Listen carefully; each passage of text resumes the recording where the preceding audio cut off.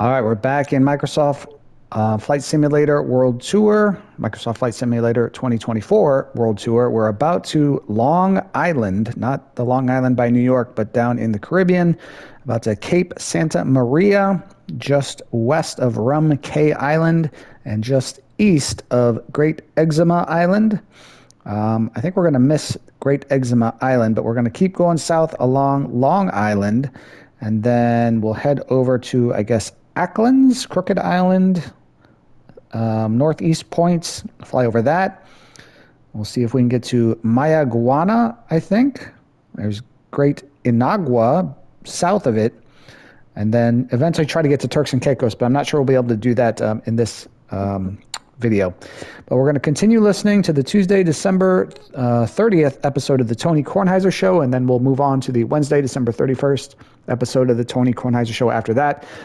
Oregon did defeat Texas Tech 23-0, and Indiana and Alabama are about to kick off in 29 minutes here in the Rose Bowl. We'll see what happens and might give an update if someone scores early in that one. But on to the Tony Kornheiser Show, continuing the Tuesday, December 30th episode. Nice people. That's what nice. You should do. It's what I do.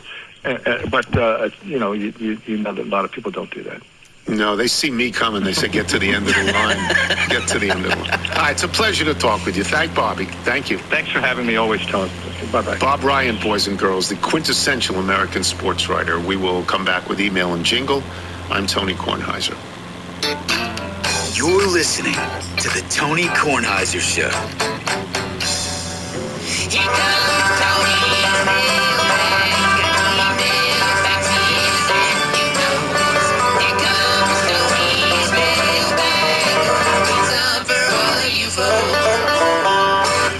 It's an all Eric DeLong and the Slappy Boys day. It's all the music. It's a good day. All the music. So you want to do the Bethesda Bagel ad? Yes, Bethesda Bagels. We love them. You will as well. Just go to BethesdaBagels.com for the location in the D.C. area nearest you. Then pop on in and you'll be thrilled. Last week you brought the little mini bagels. Those were pretty good because they were hot. Let me see if I can get those tomorrow. Those were pretty good. All right, before we get to the mailbag, let me just say I can't get through this. There are places I'll remember all my life, though some have changed, some forever, not for better.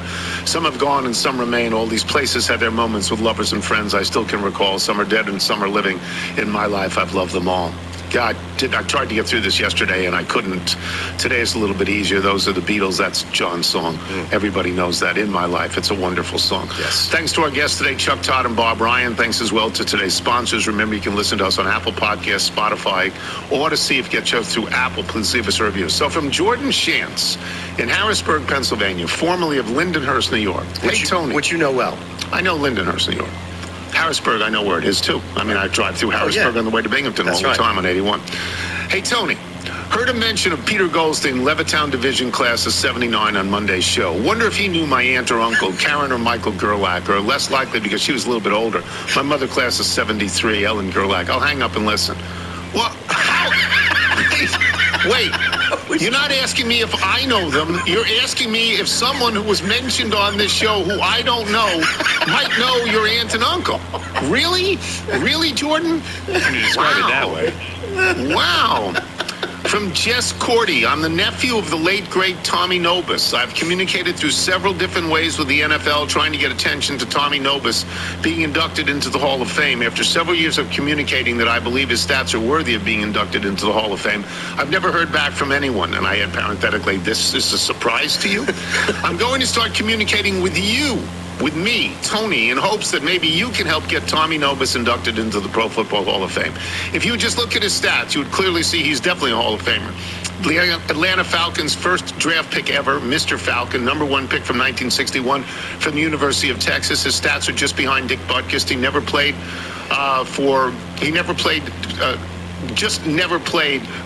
in a championship situation.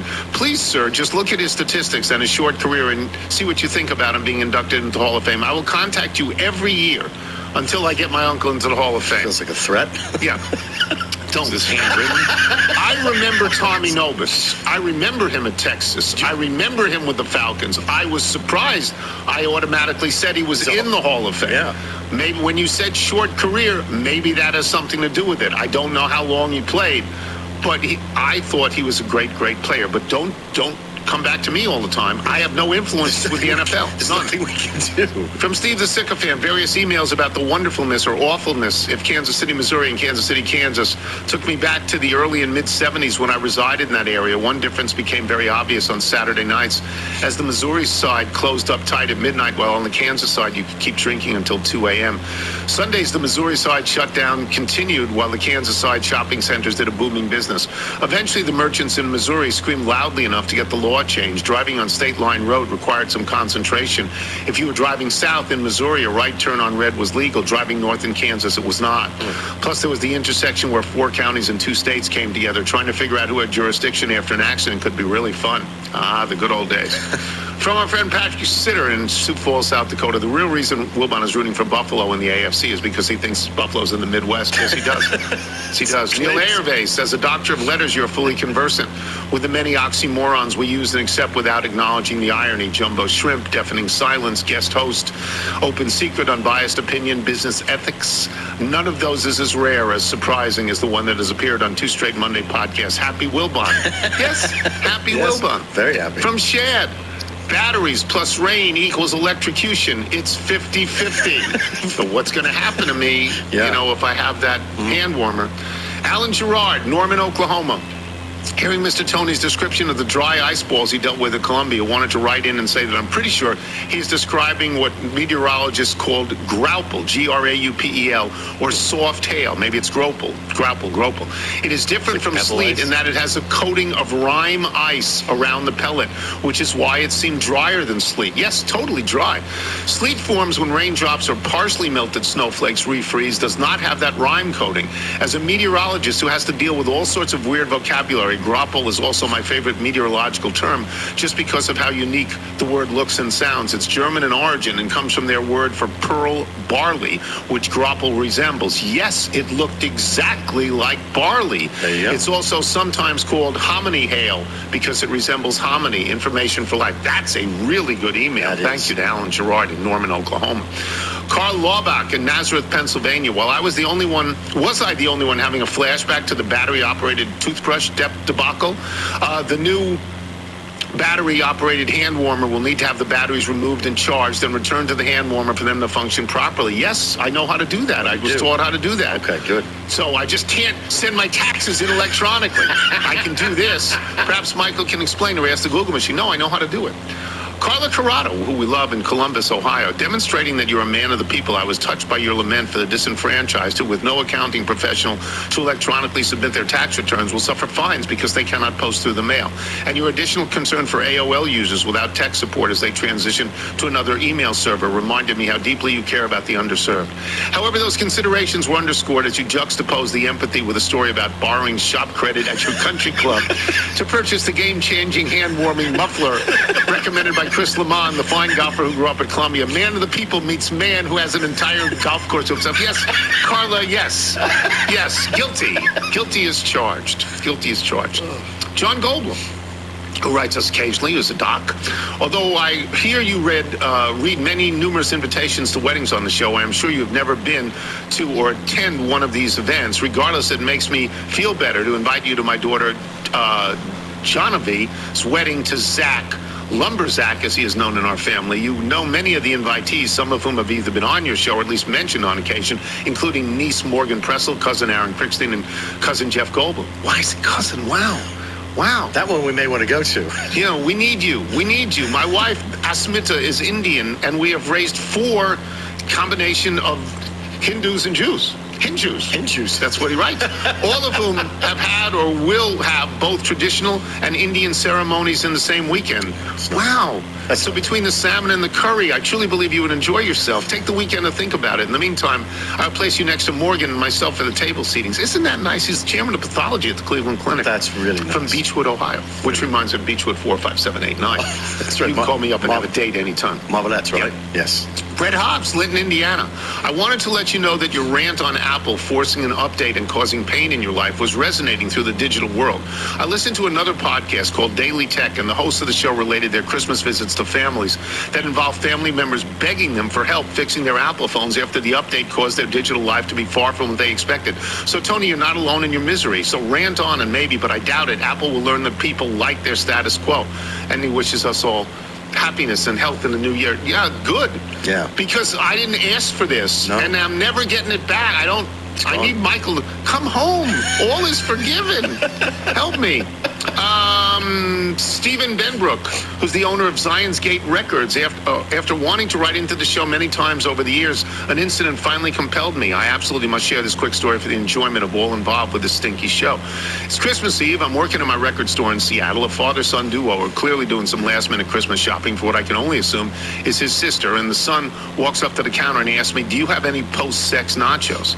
Ooh. My first reaction was stunned silence. Then I was asking myself, is this person messing with me? Do they know I'm a little? After collecting my wits, I said to them, "Are you from the Midwest?" And he says, "Yes." And I say, "Does she listen to any sports podcasts?" Of course, the next logical question, and he replies, "Don't think so."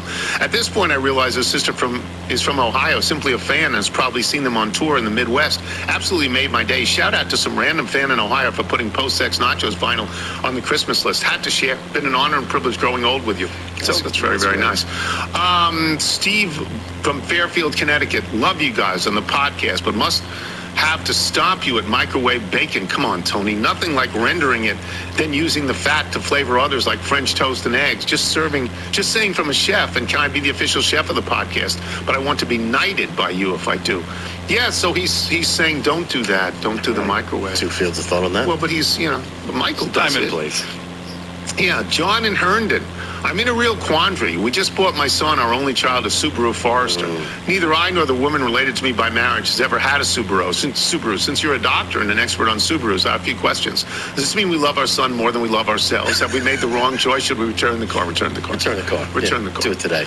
Rafi Zach in Hollis, New Hampshire, but formerly of Great Neck, New York. When you said that a certain email by Larry Sanders couldn't be that Larry Sanders, I wanted to make a correction for the record. While former Milwaukee Bucks player Larry Sanders has been on and off the court over the years, he did most recently play for the Taiwan Beer Leopards, and he's only 37 years old, so it's quite feasible that he was the one to write you. But that's not who I was talking about. Don't think it was him. I'm talking about the Larry Sanders show. Yes, the Larry Sanders show. Will Jr. in Keensburg, New Jersey. As me and my family sat down to watch the Packers and Ravens game, I muttered, "Let's watch the backup bowl." My wife mentioned there's a lot of that this week, and she was absolutely right. When all is said and done, there will be 11 backup quarterbacks playing. Brissett, Brosmer, Cook, Cousins, Ewers, Huntley, Johnson, Oladokun, Rivers, Sanders, Schuck, and Willis. Now, that has to be a record. Future trivia questions and possibly a Dan Burns song. Oh, he's just put it in his head. I can hear it now. One of the craziest things I've ever seen. 11 backup quarterbacks starting in week 17. Wow, I did not know that. No, neither did I. And Rich Barajas in El Paso, Texas, who writes us off. And I absolutely agree with Michael at the PGA Tour. Cannot just welcome back Brooks Koepka with open arms now that he is left live. He made his choice. There needs to be ramifications of that choice. Having said that, if my high school girlfriend who broke my heart and dumped me 25 years ago wants to get a hold of me, I will not hesitate to get a burner phone that my wife will not know so that we can reconnect. If you're out on your bike tonight, as always, everyone, do wear white. Come on now. That means everybody just cool out. Will you cool out, everybody? All right, so Indiana and Alabama still about 20 minutes, 15 minutes away from kickoff, so no update there. We'll move on to the next Tony Kornheiser Show episode from Wednesday, December 31st, New Year's Eve. Here we go. Hey, it's Tony. On today's show, we'll go around the NFL with Jason La Canfora. James Carville will call in with his weekly football picks, and we will preview the next round of college football playoff games with Pat Forty. But first, commerce. Guys, by now you've heard me. Previously on the Tony Kornheiser Show. Okay, that's good. And for those of you who are interested in my attempt to frame some matchbooks over the course of time, I have an appointment today at 10 o'clock in the morning at Framebridge. Are we giving out the location? No, I'm not going to do that. There's a number of friends that just, I'm going to one. I'll hold release of the episode till 10:30. Yeah. Thanks. The Tony Kornheiser Show is on now. If you wait for it, I'll tell you all about it. I got some other things to start with. First, from Brett Hobbs of Linton, Indiana, who emails us a lot. My hometown of Linton, Indiana was hit by an F1 tornado on December 28th. Second tornado to hit our town this year. You have mentioned my town several times in the emails I've sent. We're hurting right now. Please say a prayer for this small southern Indiana town, which of course we will do. From Dylan Garin in Reston, Virginia. I was driving home from my in-laws while listening to Monday's episode. Wanted to thank you for sharing your high school memories, especially the way you quoted the Beatles in my life. That song holds a very special place for me. On my wedding day, I danced with my mom to it. It's a memory I'll always treasure. Hearing them about the notes and letters you've received from childhood friends made me reflect on a message I recently received from my own best friend, someone I've known since I was 6 years old. We grew up in a tiny town in New Hampshire playing Little League together and eventually made a run for high school state title as best friends. As life unfolded, I moved to Reston, Virginia over time through distance, misunderstandings, and growing up, we drifted apart. Last week, he reached out to me unexpectedly, writing about our best years, but also the lost years, and being the best Christmas present I could have ever received. Your episode captured that mix of nostalgia, gratitude, and quiet healing perfectly, reminding me how powerful those early connections can be even years later. Thank you for sharing that. Thank you for writing that to me. Lovely. Two things, and these are catch-up things. One is about Sherman Oil. Just so we understand each other about Sherman Oil, I got another bill 2 days ago for like $500. And I'm angry because I had, for many, many years, subscribed to their budget situation where you lock in a certain rate for a gallon of propane, whatever that rate is, and you prepay. And then whatever you use, if you go over, you start paying at the regular rate, but you're locked in for the overwhelming majority of your winter needs. How often would you go over? Half the time. But not by much, a couple of hundred, something like that. It just depends on the weather for the winter. This is a colder winter so far. I got a gas bill yesterday for $750. And that's not even, we haven't entered the cold months. So, if I'm getting it, other people are getting it. So yes. They're getting it too. So anyway, I'm very upset at the customer service of Sherman because I feel that my position is very clear. I feel that if I have subscribed to this for 15 to 20 years and I don't subscribe, good customer service is you call me. You have my number. You say, hey, you didn't subscribe. You always subscribe. You just call me. That's good customer service. Yeah. I didn't get anything like that. I've written notes. The last two bills I paid, I've written notes expressing my disappointment at not being able to go back to that budgeted plan, that prepaid plan, which happens around Labor Day, prepaid. I called yesterday and I asked to speak to the president of the company. And I didn't get the president of the company. I got the same person who I've talked to before who said to me, I've explained this to you. I've explained why we don't do it. There are lots of people who just don't sign up, even though they've signed up for years. We just accept that. We don't go after it. And I said, well, you should. That's good customer service. And you haven't answered my notes. I want to speak to the president of the company. Who's the president of the company? He says, well, I'm the manager. And I said, yeah, but who's above you? How about the owner? Can I speak to the owner? Who's the owner? He says, Mr. Sherman. I said, I want to speak to Mr. Sherman. Now, there's no chance. Richard Sherman? I don't know. It could be Richard Sherman. Then we got to wait for him to be off the air. There's no chance. Could be William Tecumseh Sherman also. There's no chance it's ever going to happen. There's no chance. No. I'm stuck on this level of this manager who just... I'm not saying that she does anything untoward. I'm saying we have a fundamental disagreement as to what good customer service is. I don't believe I've had good customer service. So I wanted to talk to the owner just to say, look, I can afford this. It's okay. That's not the point. I'm paying you what you're asking for. But I'm talking to you about good customer service. That's all I want to be able to do. Is that wrong, Michael, to be able to do that? We'll get this figured out by Labor Day 2026. Yeah. So anyway, I bring you up to date with that, but that's not the good stuff. The good stuff is Framebridge. Here's what happened. So before we get into this, I talk to you probably 2 to 3 times a day. Yesterday, I hid from my phone to avoid any spoilers. Hid. Okay. So did you find it okay?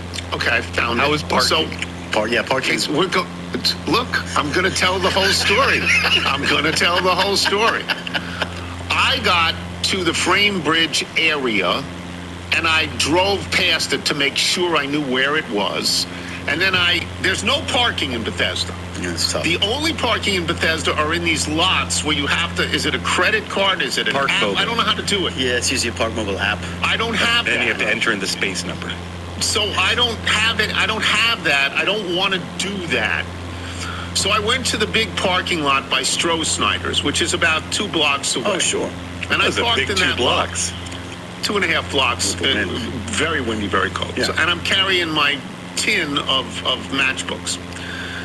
And there was a sign in the parking lot that says parking only for parking only for this shopping center. It doesn't say Stroh-Snyder's exactly. Stroh-Snyder's is on the north end. Yeah, This is where the boys get haircuts as well. So it says, and if you're not using these stores, we're going to tow you away. Okay. I'm cognizant of this. Do I believe I'm going to be towed away? No, but this affects me to a point that I'll get to. I will get to. I walk to Frame Bridge. My appointment is for 10 o'clock. Frame Bridge is a considerably smaller store than I thought. Considerably smaller, tighter. There's one person inside when I get there at about 10 of 10. And she opens the door and I say, I have an appointment at 10. And she says, so you're the matchbook guy? And I say, yes, I'm the match. That's what We're off people to a great call me. start. I'm the matchbook guy. We called you that for years. Okay, so I go inside. Strike a match.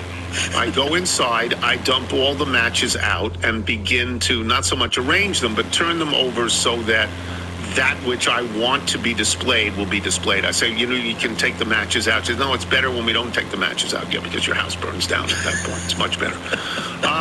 And, we kind of sort of arrange them, but we don't really kind of sort of arrange them. We just put them out there. And I keep, I knew I had one from 21. 21's a great restaurant in New York. I don't even know if it's still there, but it was, I think, 21 East 44th Street. It was just called 21. And I knew it just said 21 on the front, and I would know what that was, and I couldn't find it, and I had to flip over one. So I'm flipping over 3 or 4 or 5 or 10. And then she is saying to me, we can fit them here, and we can do this, and we can do that, and it's fine. But as we arrange them, I'm cognizant of the fact that we're not arranging them by color. It's not as beautiful as I want it to be. It's not as varied as I want it to be. And she's taking pictures of it because this is the way it's going to be. And I say to myself in my own mind, okay, it's all right. She gives me a price for how much this will cost with a black frame. She says either get a black frame or a white frame. I said, black frame is fine. It's fine. She gives me a price which is considerably lower than I would have thought. Considerably lower. I mean, they talk about, and Framebridge is owned by Don Graham's company. I worked for Don Graham for many, many years. Graham Holdings is part of that. And I was so, because I've done framing before with people who are artists. It's much more expensive where I used to go. Mm-hmm. So I thought to myself, you know what? If it doesn't work out exactly the way I want, I'll open it up, I'll rearrange it all myself, and I'll give it back to them, and they can do it again. Yeah. Because it was, do you know what I mean, Michael? Yeah, they're going to want to make you happy. Yeah, and we'll do it again, and I'll pay them again. It's okay, because it came in under, it's not like these other things that I'm telling you about, like a grapefruit is $2.79. It's not like that where I go, really? But there's a big generational divide where my generation does not do custom framing, and a lot of it is because of the sticker shock. And so there are these options where if you go to places like, Target or even to Michael's, you can get something that's close to custom framing for a fraction of the cost. It doesn't last as long, it doesn't have the same beautiful matting, but it works. Well, and I'm not going to say, and in my case, I'm not lasting that long either, so it's okay if it doesn't last that long. But what I will do is I'll just say, if it's not exactly what I want, I'll say, let's open it up. Let's stand here together.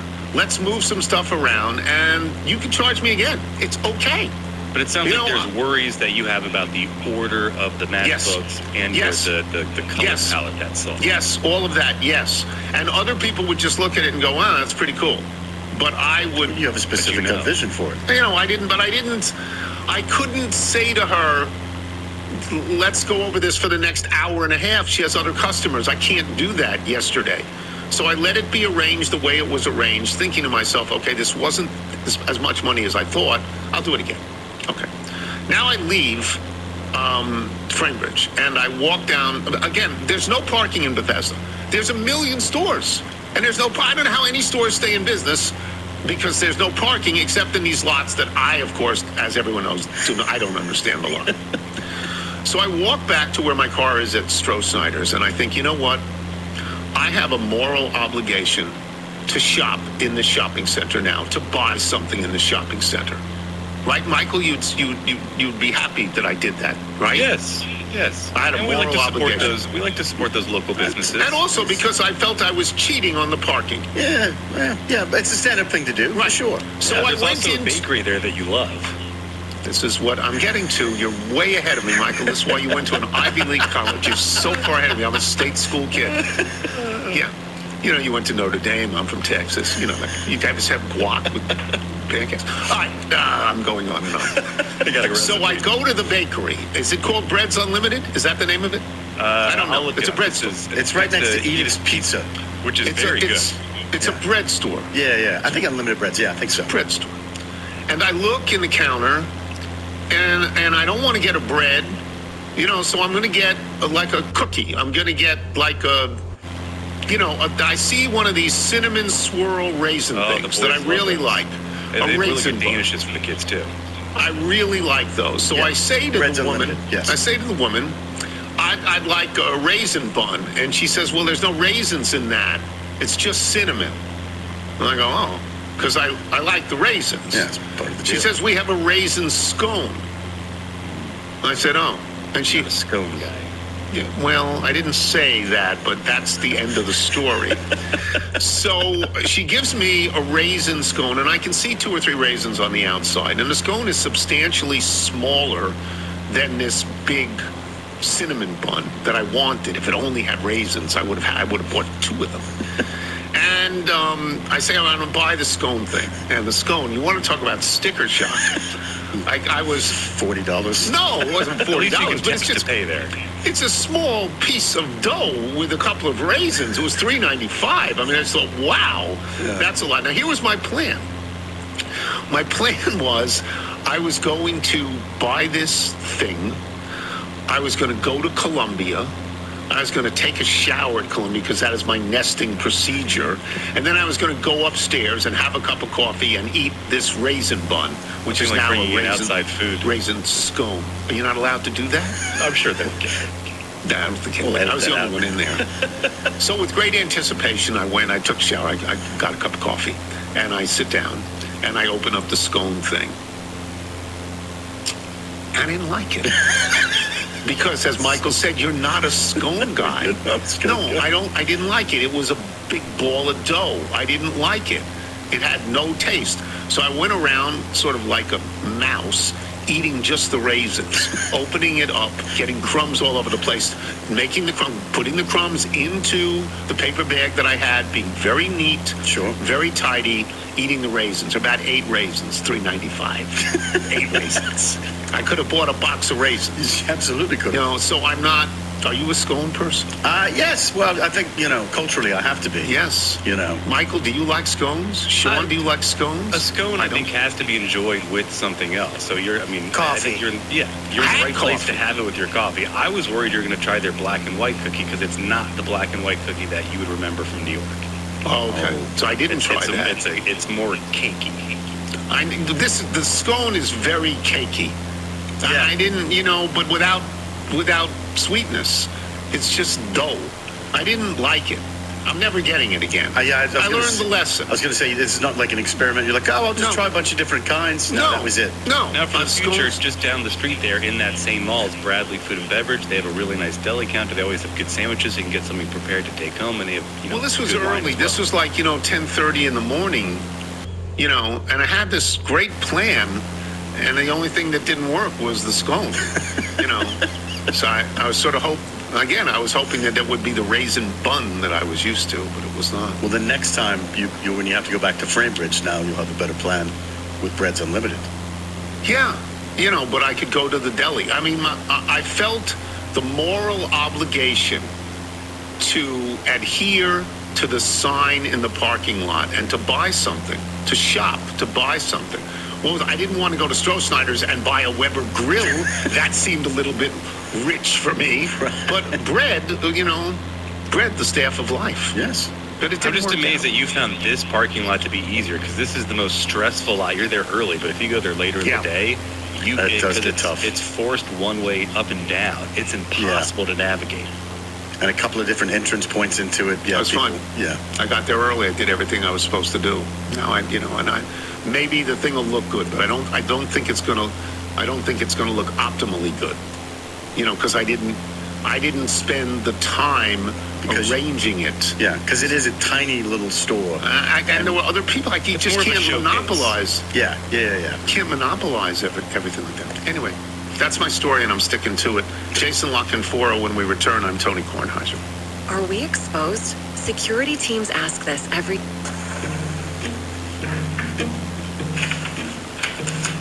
I want to build a band that sounds like Jimmy Shan. But why you say because he was the best in the land? Michael Granberry sends us in. The first time I heard the stunning voice of Maury Campbell, my wife and I were sitting in the theater watching the 2008 film version of the HBO series Sex and the City. And there it was, Maury's undeniable voice, singing a rapturous version of Old Lang Syne during New Year's Eve scene. I am thrilled that she's given permission for you to use our more recent arrangement of Old Lang Syne that she has graciously sent along, which roughly means for old time's sake. It's based on a poem written by Scottish poet Robert Burns in the late 1700s and was arranged with the help of Maury's ace musical partner Dave Francis. I should tell you, at this point, Maury has been a trailblazing Scottish musician for 3 decades, as an inductee in the Scottish Traditional Music Hall of Fame. And this is called I Want to Build a Band That Sounds Like Jimmy Shan, which is based on the Scottish dance band on the Isle of Lismore that Maury founded 3 years ago. Everything Michael Granberry sends is great. Yes. I hope he saw that we put his book out. He did. I forgot to mention it. He sent a note. Holding the roof. Very, very grateful for that. Happy for that. Yes. Happy for that. Plays in Jason Lockenfora. Let me start with something that is, as the phrase goes, a bee in my bonnet. I would fire the Atlanta general manager, the Falcons general manager. I'd fire him. Because now Kirk Cousins, who the team paid, $180 million to, finally gets a chance to play, and he's 4-2. And this general manager is the guy who upset Kirk Cousins by drafting Michael Penix, who may or may not be good, but at the moment isn't as good as Kirk Cousins. I'd fire the GM. Yeah. What chance is that? There's certainly a chance. There's a lot to sort of unpack about how the Falcons continue to find themselves in these situations where there's some evidence to say it may be better than their record, but the record's just never very good. No. And there's long stretches of these seasons where in-game management, close and late situations, the sort of falconing of it all, the way they specialize. In losing games, you don't think that they should lose. Not a lot of people in the league think they shouldn't lose. It just sort of keeps happening.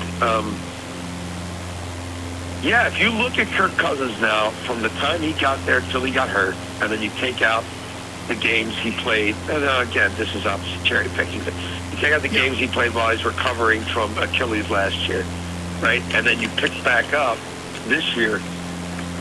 He's got a stretch where he's won 10 of 15 games. He's thrown for, almost 4,000 yards. He throws more picks than you'd like. He doesn't necessarily shine in the postseason. He's not a guy who had often been great at home in prime time, and I would posit he wasn't even great at home in prime time the other night, but they won the game. He certainly didn't cost them the game, and that was a legitimate Super Bowl contender they were playing against. Yes, the Rams. He's looked better as the season's gone on, no doubt about it. I watched him play the first game this year and thought, I don't know if this guy's got an NFL future. I reached out to some people who work for teams that are probably going to look at quarterbacks. And I'm like, they look at the Cousins film, and they're like, ooh. And then even the second game, it was pretty rough. But, hey, he's coming back from a long absence, whatever. They have functioned better as an offense. with consistency with him than they have with Penix. There's no The two ways general about manager it. ruined the team.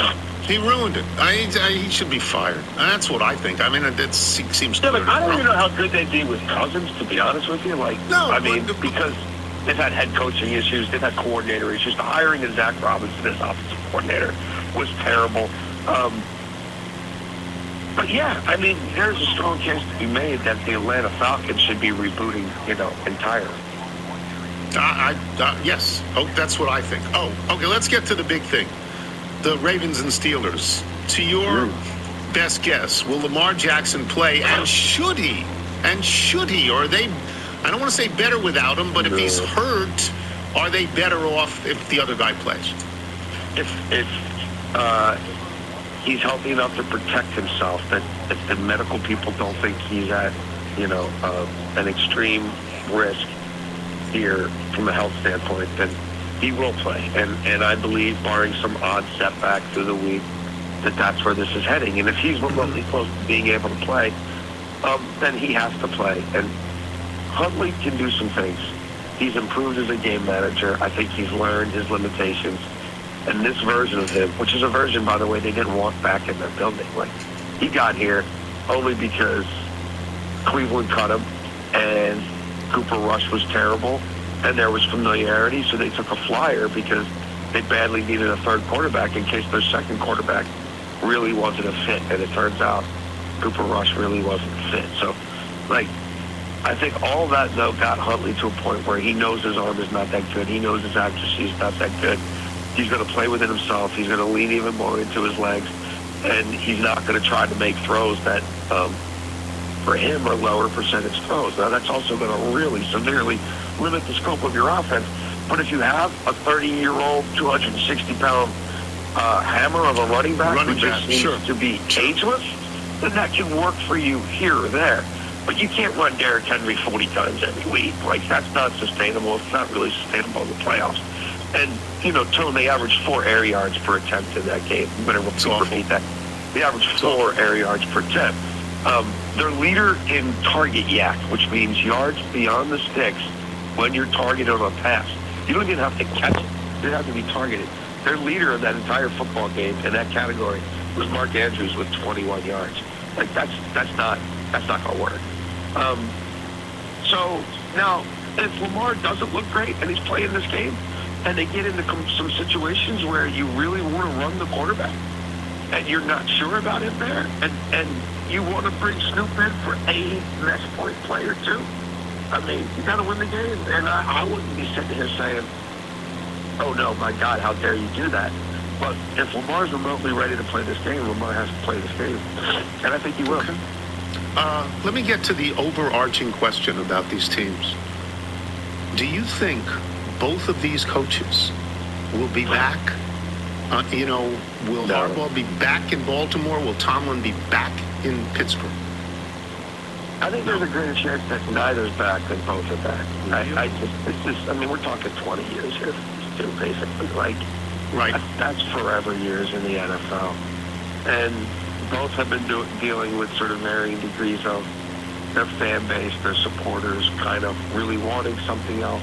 I think both have grown frustrated with the fact that the finger's always, they've been there so long, the finger's always on them, even if the issue truly in this instance might be personnel, or that instance might be personnel, or that instance might be ownership, or that instance might be, well, gee, are we ever going to sign somebody from anybody else's roster who makes real money? That's more in the case of the Ravens, because the Steelers chase their spots there a little bit. I think both, to some degree, are open to see what's behind door number 2 or door number 3, to be wooed, to have people come in and tell them, you're the greatest thing ever, we've never had a coach nearly as good as you, man, we trade this pick and that pick for you, we really want you, or it could be a college program as well. You just don't see tenures that last this long in the NFL for a multitude of reasons. And most of it is, the team doesn't want a guy back after a while, and a team made a terrible hire, or whatever. But I think both, if they stay, Tony, you're talking about sweeping changes. Who's going to sit there and say Arthur Smith's done a great job running that offense? And, boy, whoever the quarterback is next year, we want Arthur Smith back. No, I think everybody's going to be like, yeah, that was a brutal watch. Like, what the hell? Defensively, Terrell Austin, the way they've been eviscerated at times, I don't think he can come back. And I don't think we're just talking coordinators. I think we're talking multiple position coaches, almost like a reboot. And then in Baltimore, there's no way Zach Orr you can bring him back, and I don't think you can bring back most of those defensive coaches. And then on offense, I'm not sure Todd Monken really wants to stay. Like, after some of the play calling debacles, like, what's going on there? I just think when you're dealing with all that, you're answering all those questions, and ownership is probing you like that. At some point, you're going to say, hey, you know what? I can go make this same money somewhere else, and it won't cost you a damn thing, and you won't have to pay me to leave. But I want to get a look-see. I know I just did this extension or that extension. I know you have my rights for another year. But do you really want me here if I don't really want to be here, if I don't really feel like rebooting my coaching staff again? So I think there's major, no matter who wins this game, I still think there's a better chance both are gone than both are back. Wow. Let me do one more question here, a fairness question. I've been one of those guys who for the last 6 weeks has gone on the air and said that I think the Rams are going to get to the Super Bowl. Well, I don't think that anymore. Yeah, I don't think it now, because not only do they lose games, but they're going to have to leave Southern California and go on the road to maybe Chicago, maybe Philadelphia. They're not going to win. Is that fair? Is it fair that the January weather can be so determining of who wins and who does not win? I think that's football, man. I mean, they played this schedule forever. They're only going to extend it deeper into the winter. Yes.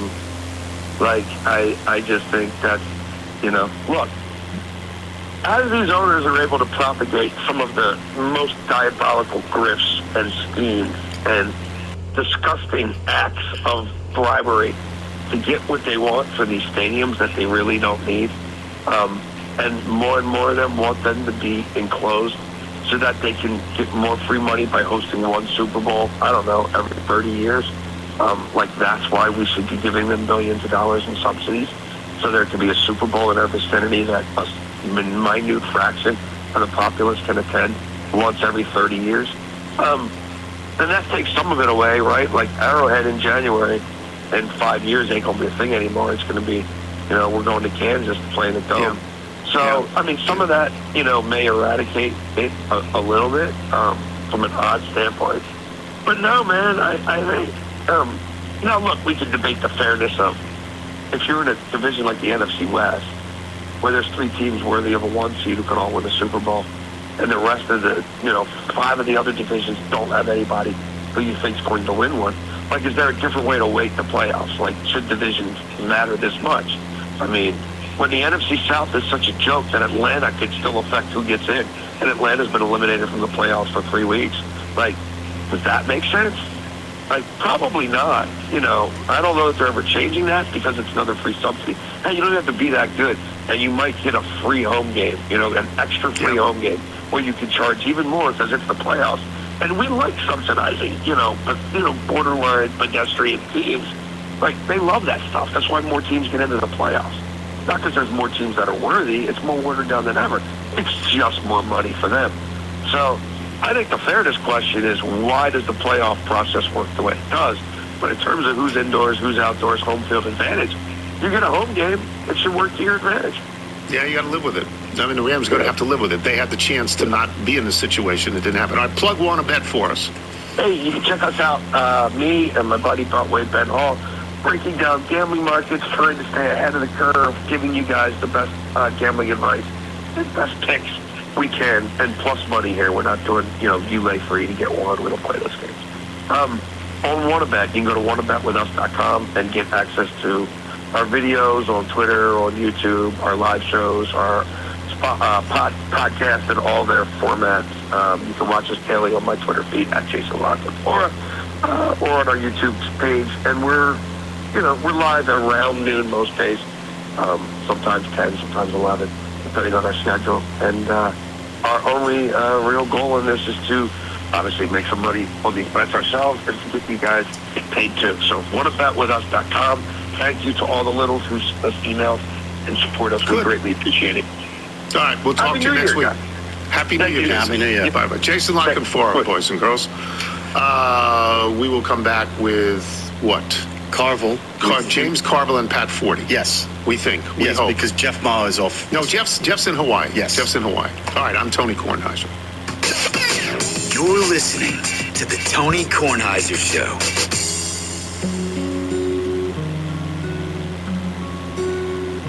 Should old acquaintance be forgot and never brought in mind?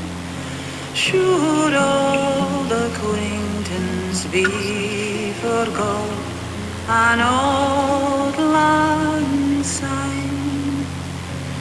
For old lang syne, my Jewel, for old lang syne, we'll take a cup of kindness yet, for old lang syne.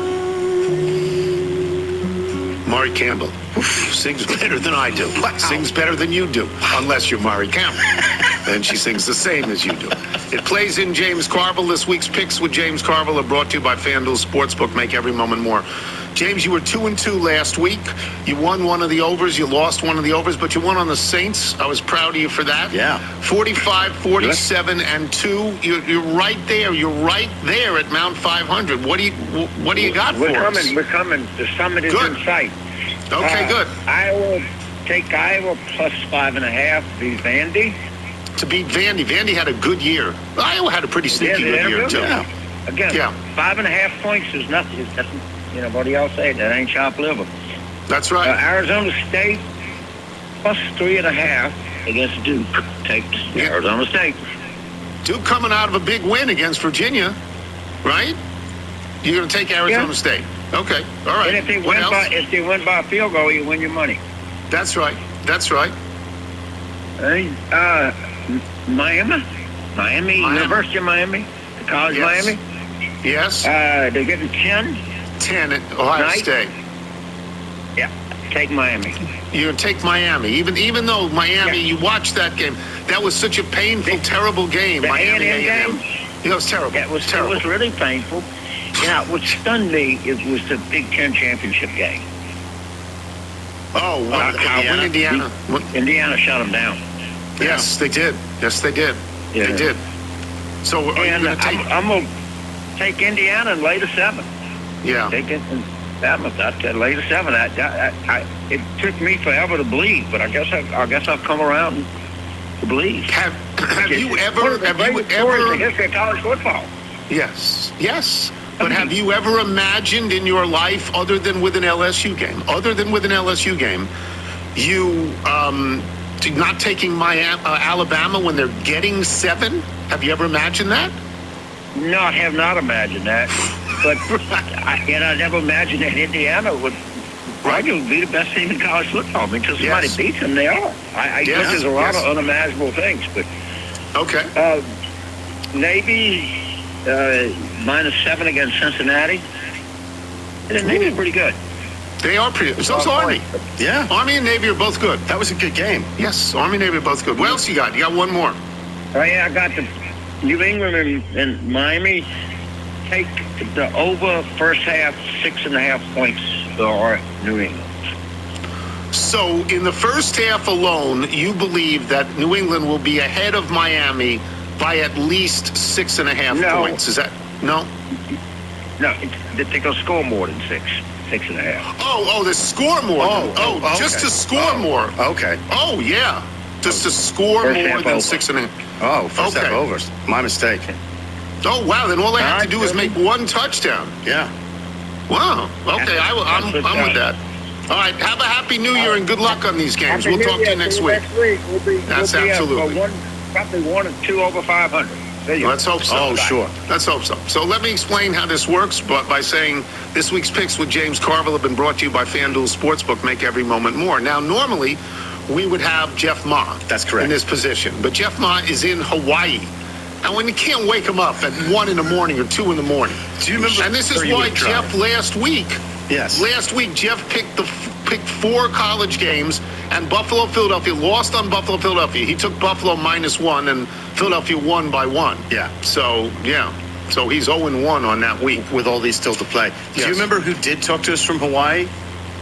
Remember we called Brian Windhorst? And he talked to us. And he's like, oh, yeah, I'm scaling one of the mountains. That's in right. Hawaii, so I'll be up at 2 in the morning. Yes, Feel free to call me. That's right. Yeah. So that's completely insane. Yes. Okay, so I read all the things, and is Pat...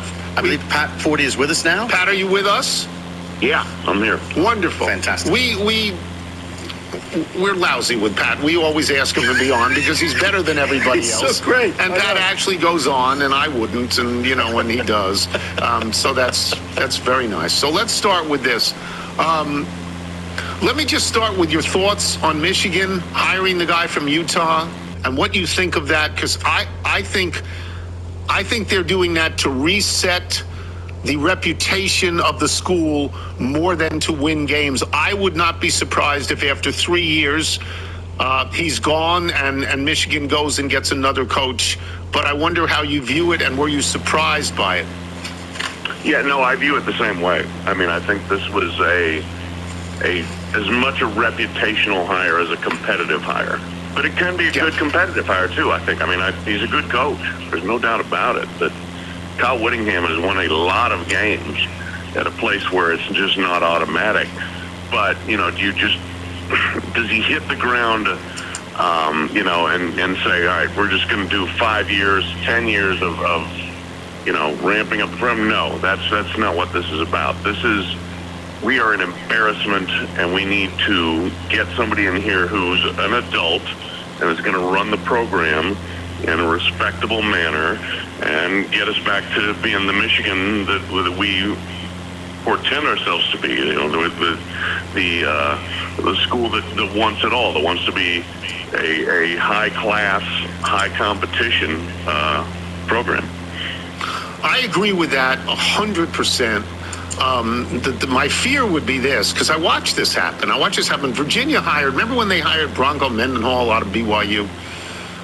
Sure. And he, his entire life had been spent in a different area than Virginia, at a different kind of school than Virginia. And it was okay, but it didn't really work.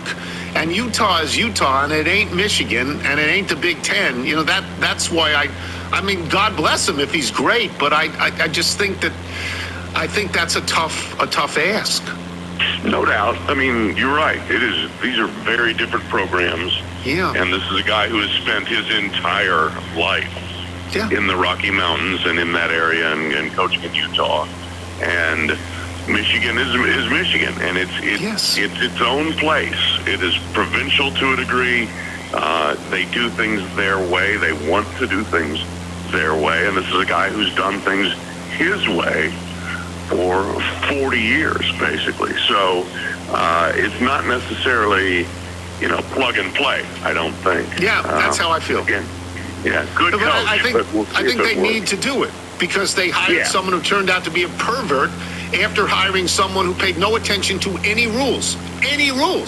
So, right? I mean, that program has been running on chaos, basically, for 5 years. They've won, at least under Harbaugh.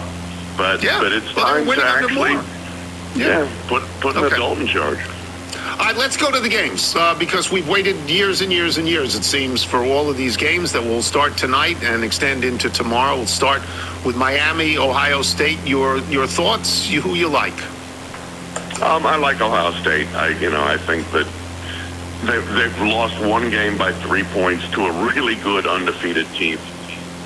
They had not trailed in the second half all season until that game against Indiana. So they are a proven commodity, in my opinion.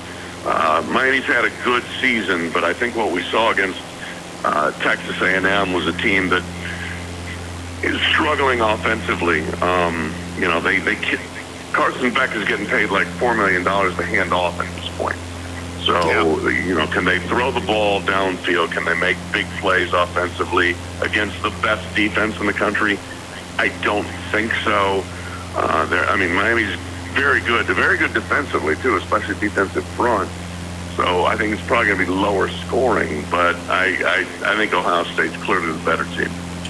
Let's go to Alabama, Indiana. And if we had this game on the board any time in the last 75 years, 100% of the people would pick Alabama. 100, not 99.5. No, 100% of the people would pick Alabama. And now, what does it take for us to believe? And isn't that the essential existential question here? What does it take for us to believe in Indiana? They're 13-0 and ranked number 1, and they have beaten Ohio State, and they've beaten Oregon, and they've beaten Iowa, and they have destroyed Illinois. I think they're the best team in the country. So I believe in them fully. It is truly a laundry equation. To your point, yes, it is incredibly hard for those of us who have been watching college football for 50 years to say, Indiana's better than Alabama. But they are. Can't say it. They are. And so that's what we got to wrap our arms around and say, that's the way this is. Now, is there a chance Indiana wakes up and says, oh my God, we're 13-0, we're number 1, we're in the Rose Bowl, what are we doing?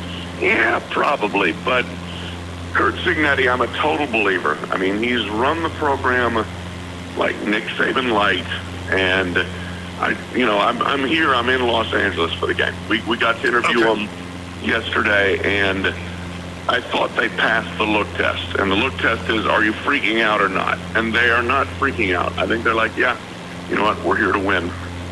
Okay. All right. Oregon, Texas Tech. If there's a team that's a higher seed that is doubted at all, it is Texas Tech. Who do you like in that one? Yeah, the great game. I think it's really close, and that's why the spread, I think, reflects it's like 2.5 points. 2.5. 2.5, yeah. Yeah.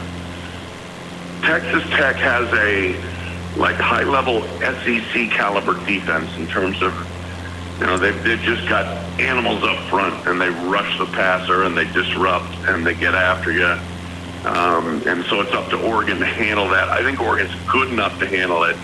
But this is the closest game, I think, on paper and probably in reality, because I think they're very evenly matched. I think Oregon's a little better offensively, a little more reliable. Texas Tech struggles in the red zone. They don't finish drives.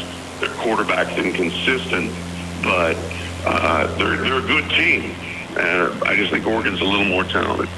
So you would take Oregon in this one by a little? Yeah. Okay. Ole Miss, Georgia. They played once before. You never, ever want to play a second time.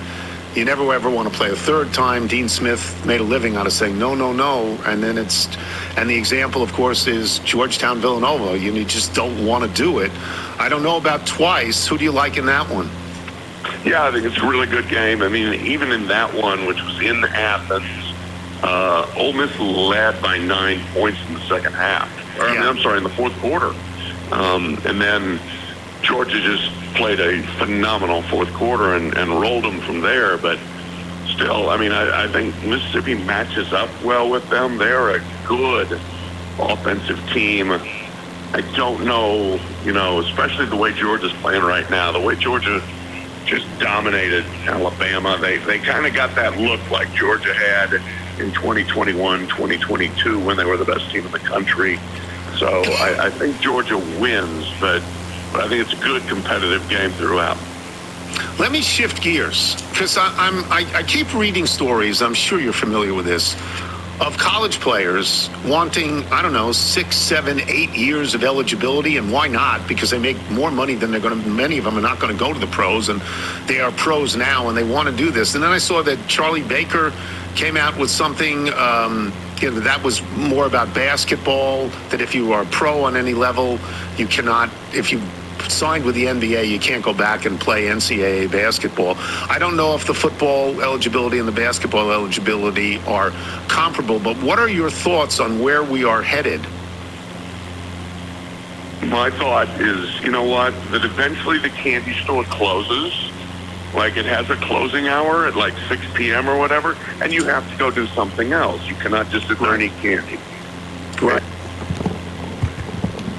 All right, we got less than a minute left on this recording for part 3. We didn't get through the entire podcast for the New Year's Eve episode of the Tony Kornheiser Show, and it doesn't look like we're going to make it to an airport. So actually, I might try to land on this island here, see what happens, and then we'll just kind of probably pick up from midair right above this island next time. But we've only got 30 seconds left. I'm not sure we're going to be able to make it there.